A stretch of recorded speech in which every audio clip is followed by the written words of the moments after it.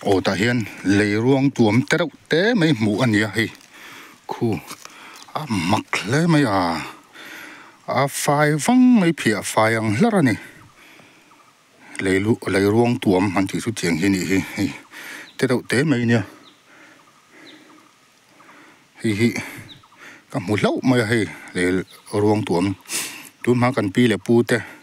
đủ lâu thiên khan nhỉ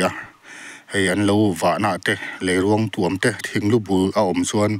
anh rau sắn ngal mấy thìn á muốn thằng anh vả sắn ngal mấy thìn anh bán sắn anh vả lại anh thành chú sang đủ anh tiếc ram huay ôm na mun big anh đi thì anh thìn á hi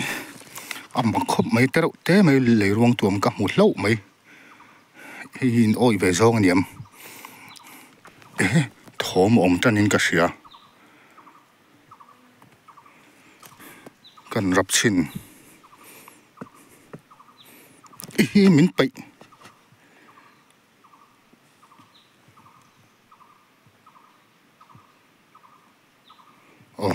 cần săn đấy không